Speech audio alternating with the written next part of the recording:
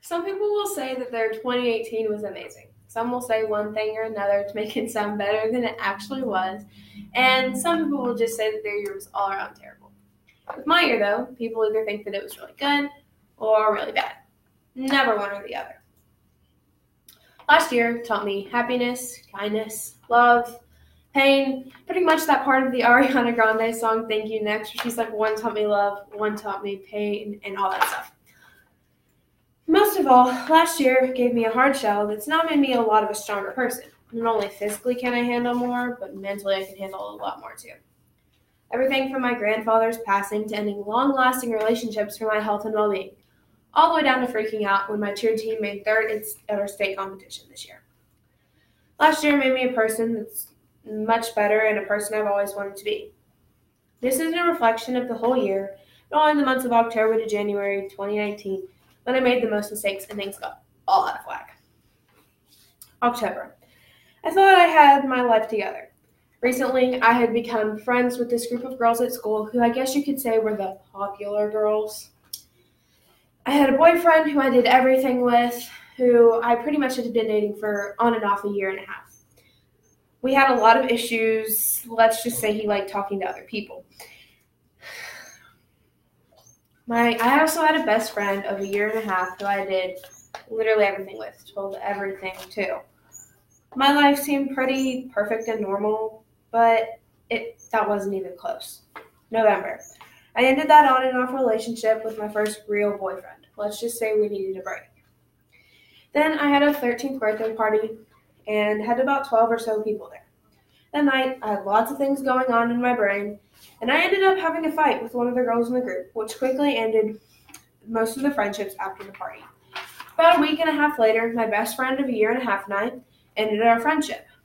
2 days later, I lost my grandfather, who I called Pops, to what we think was a heart attack. After that happened, I became a completely different person, who held lots of sadness and rage inside. I listened to mostly Billie Eilish and Christian Leave, artists that wrote songs about how bad things were in their lives. That was kind of stupid, and I think it just made the situation worse. I've become more of an introvert and stopped hanging out with the people that I'd spent most of my time with just a month before. December. 3 days before Christmas break, a boy that I used to think of as a brother made a comment on the way that I was dressed.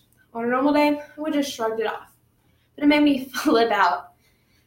I had a full-blown meltdown right in front of my entire fifth period, and I mean a meltdown. All the sadness and rage I'd been holding up inside just came rushing out. That was when I decided enough was enough and had a long talk with my mom about the way I had been feeling. She comforted me in a way that just made things feel normal again. Christmas break happened and that was really hard because it was my first Christmas without my pops. I had a lot of alone time and I've kind of learned how to stop boredom. I did so many weird things when I was alone. I organized and unorganized and reorganized my makeup and skincare products. I had dance parties with myself in my room at 3 a.m. I watched old Disney movies that my sister and I used to watch all the time with our grandmother, and I would build forts in my room. Just because I did, it was a lot more fun in my life. But sometimes I wish that I was with people. I wish that I had friends and people that I could go to for things other than just my family. People on social media were always hanging out with their friends and posting about it. Me, I was posting about hanging out with my sister, and that just made things feel terrible. I had lots of ups and downs until New Year's Eve. On New Year's Eve, I hung out with one of my closest friends, Reese, my sister, and her friend, Alex. That night reminded me of what it was like to be carefree, have fun, and not have 10,000 things to worry about. January. I made lots of new friends, and it was even in my local newspaper featured in an article done on teens in my community. Also, my beta club qualified for nationals in Oklahoma for the group talent performance that I was in. Things were pretty much getting back to normal, but with different people. You might be wondering how I got to this point. Lots of trial and error. I tried to write this talk 4 or 5 times before I got to this one.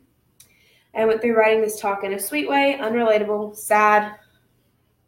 Most likely the best part about writing this talk more than once was I could go back and pull things from all the other talks and really see how many different emotions I had about this.